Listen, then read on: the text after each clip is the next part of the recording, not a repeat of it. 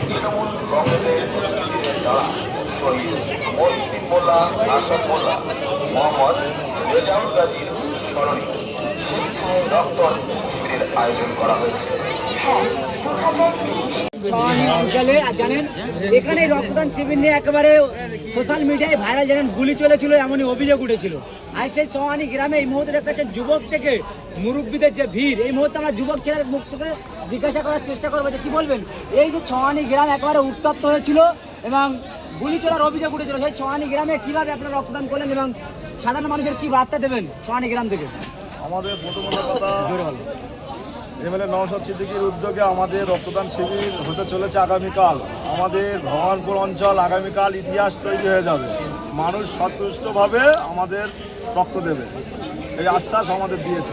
এই যে বারংবার ভাঙর একেবারে বদলামের নামে পরিচিত হয়, সেই শওকত অনুগামীদের হাতে আবারও ভাঙর সেই বদলামের দিকে ছড়িয়ে গেল। সেই ভাঙরে আপনারা একেবারে সফল করে দেখাচ্ছেন যে রক্তদান শিবির, এই যে গণতন্ত্রের উপরে আঘাত এনেছিল শওকত মোল্লার অনুগামীরা, সেই ভাঙরে রক্তদান শিবির আয়োজন হচ্ছে। কি বলেন, কতটা ভালো লাগছে এই যুবক ছেলেদের যে আগ্রহ? আমরা খুব খুশি, ভাইজানের হাত ধরে আমাদের রক্তদান শিবির হচ্ছে।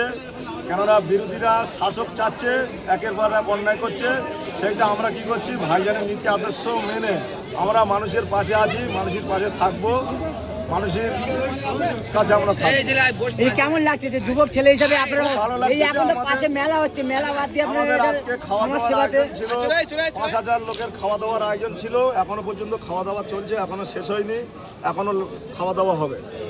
কি বলবেন মুরব্বী, যে এই যে বারংবার দেখা যায় ভাঙর বিধানসভাতে ছেলে